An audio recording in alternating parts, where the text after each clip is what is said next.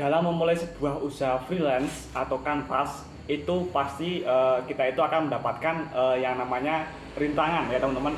Ya karena bukan hanya dalam dunia freelance tapi dalam semua usaha, semua pekerjaan di awal itu pasti ada rintangannya ya teman-teman.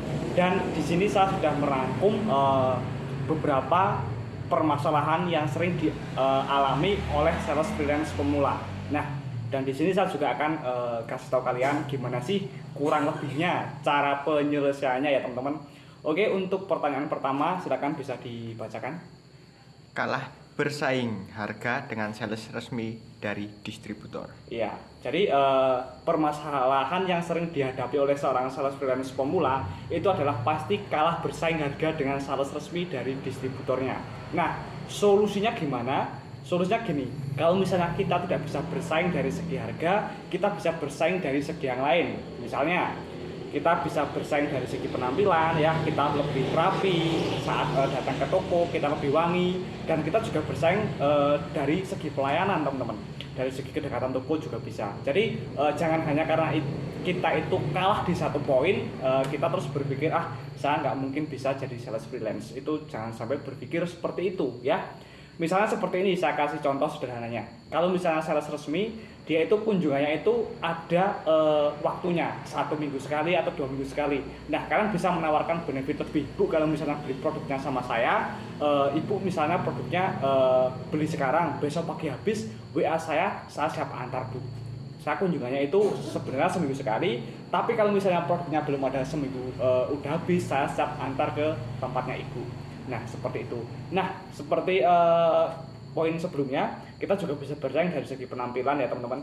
Kalau misalnya sales resminya misalnya nggak rapi, ya kita bisa lebih rapi, kita lebih wangi. Ya, jadi intinya bersainglah dari segi yang lain. Oke, next question. Kehabisan area cover. Iya, kehabisan area cover ya.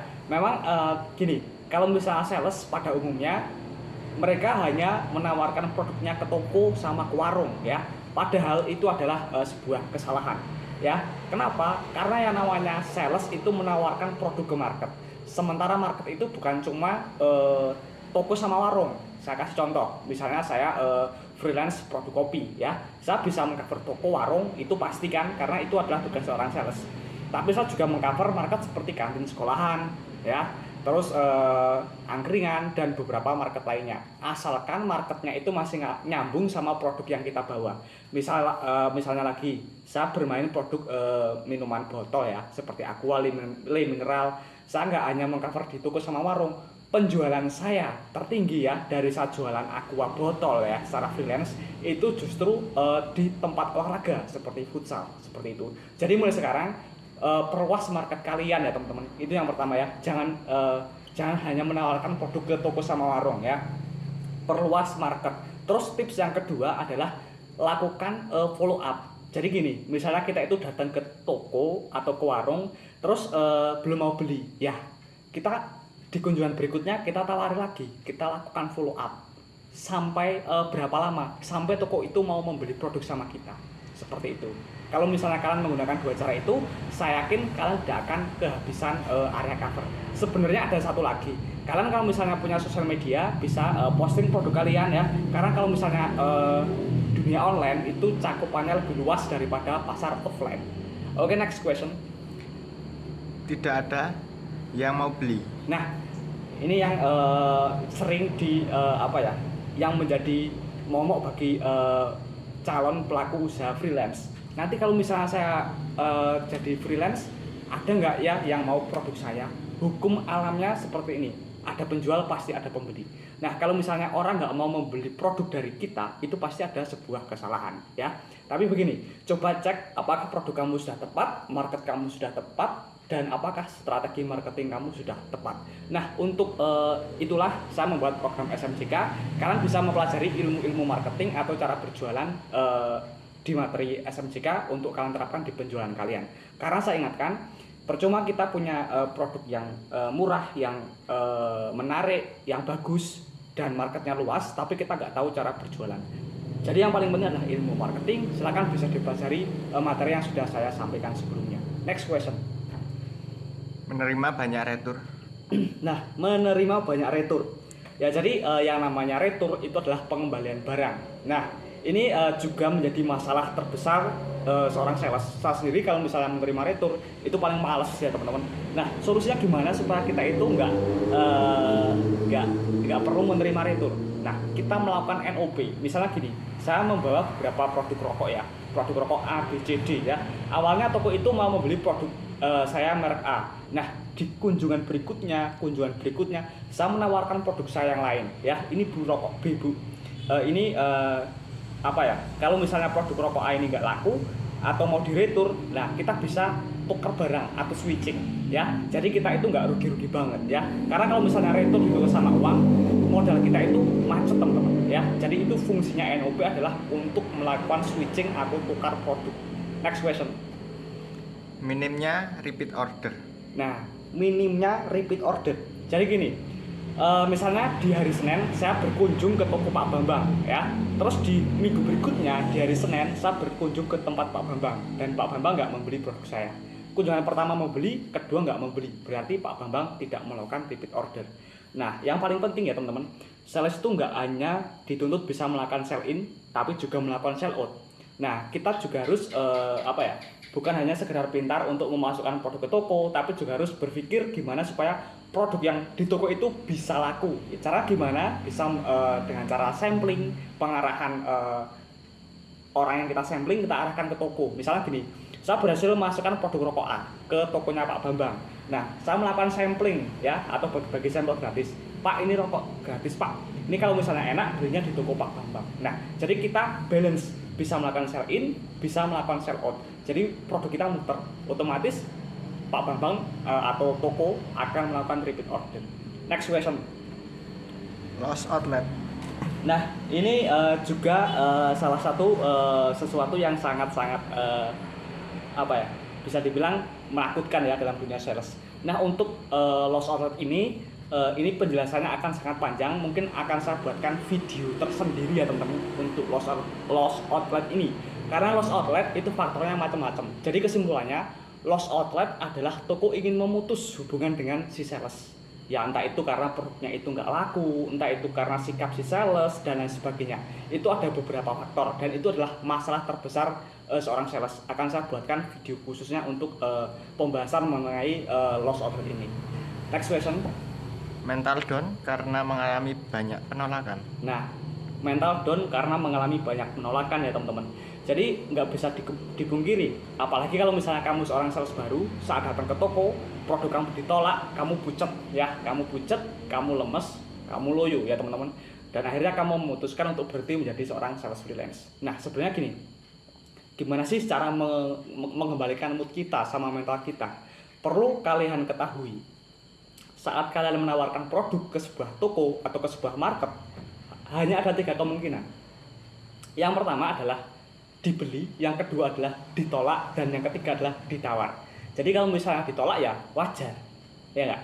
Nah, tugas kita adalah memperbanyak kunjungan ya, karena semakin kita itu lebih banyak berkunjung, lebih banyak menawarkan produk, maka kemungkinan untuk closing dan mendapatkan NOO atau new open order toko baru itu bisa lebih luas, lebih banyak lagi. Itu solusinya ya teman-teman. Next. Pengeluaran operasional lebih besar dari pendapatan. Nah, untuk mengatasi yang masalah ini, kalian kalau misalnya baru menjadi seorang freelancer, kita harus bisa menekan pengeluaran kita. Saya kasih contoh ya teman-teman. Misalnya dari segi kendaraan kalian, ya pilih kendaraan yang jangan boros bensin ya. Terus kalian juga bisa membawa makan atau bekal dari rumah. Jangan kebanyakan nongkrong di toko, jangan kebanyakan jajan di toko. Ya, jadi kita harus bisa meminimalisir pengeluaran kita ya teman-teman. Karena apa? Karena freelance, apalagi masih pemula, itu untungnya itu pasti juga belum bisa besar ya teman-teman. Istilahnya kan kita itu sedang babat alas ya. Kita sedang membangun kerajaan kita sendiri. Jadi butuh proses ya. Jadi untuk hal itu ya kalian gimana caranya supaya kalian itu pengeluarannya irit. Next. Produk stuck di toko. Oke, ini pertanyaannya hampir sama sebenarnya dari yang statement sebelumnya. Kalau produk stuck, kita harus bisa melakukan sell out. Next. Banyak area gersang. Nah, untuk area gersang ini adalah pembahasan yang sering ditanyakan sama supplier atau distributor ya sebenarnya teman-teman. Nah jadi sedikit informasi, kalau misalnya area gersang itu gini, ada memang sebuah area yang kita tawari produk beberapa kali, kita kasih sampel gratis, itu dia tetap nggak mau membeli produk dari kita. Nah untuk mengatasi area gersang juga akan ada next video selanjutnya lagi, karena pembahasannya juga sangat bisa dikatakan sangat panjang dan sangat rumit, karena ini salah satu problem yang sering dialami oleh pihak distributor kalau ini ya. Oke, next. Produk ditawar oleh pemilik toko. Nah untuk produk, kalau misalnya ditawar itu kita jangan marah, kita ngomong apa adanya.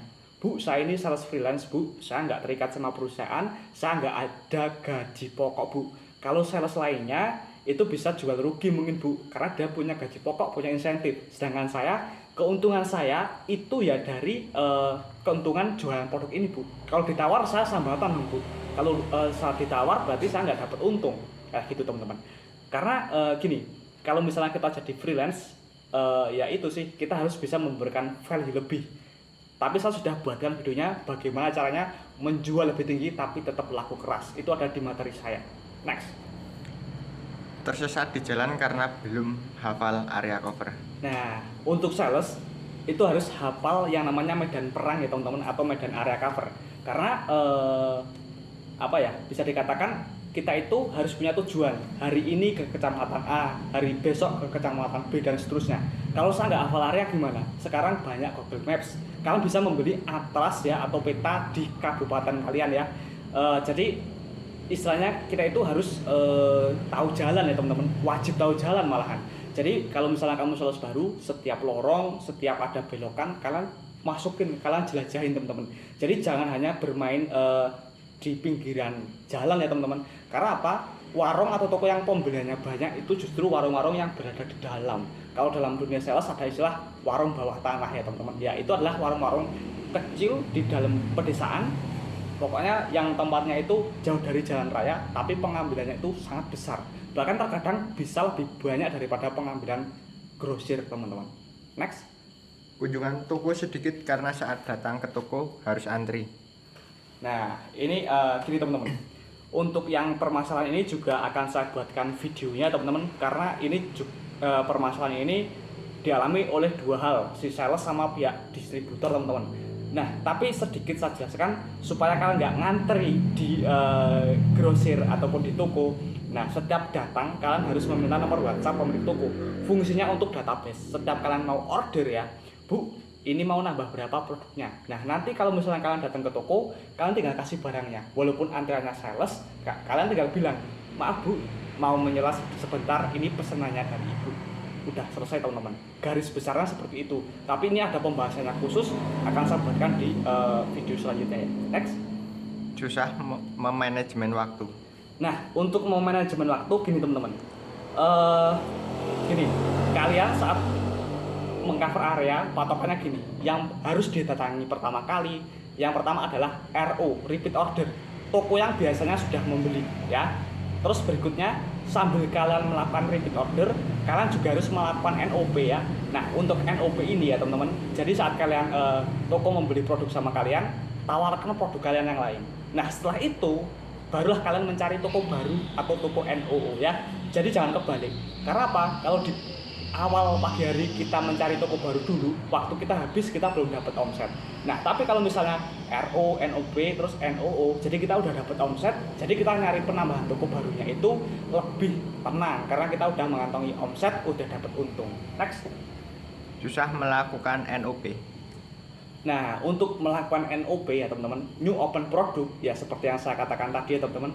Untuk NOP itu gini cara melakukannya. Misalnya toko hanya biasanya membeli kopi merek A, Bu, cobalah ini kopi merek B Bu, buat jaga-jaga. Siapa tahu kalau kopi merek A ini kurang laku, kopi B ini yang laku Bu. Nah nanti kalau misalnya kopi ini nggak laku, bisa kok kalau misalnya diganti sama kopi yang merek A. Seperti itu teman-teman. Sedikit saya jelaskan fungsi NOP, selain untuk switching juga untuk menambah keuntungan kita. Misalnya dari pembelian kopi merek A, saya dapat untung 2.000. Nah dari kopi B juga 2.000. Jadi kalau misalnya beli dua-duanya, keuntungan kita Rp4.000. Itu salah satu fungsi NOP. Next. Pertanyaan habis. pertanyaan habis. Oke, mungkin itu Q&A kita hari ini ya teman-teman. Untuk kendala sales freelance lainnya akan saya buatkan di video selanjutnya, karena masih banyak sekali pertanyaan-pertanyaan atau kendala-kendala yang dialami oleh para sales freelance pemula. Terima kasih. Untuk video selanjutnya bisa klik link yang ada di bawah ini.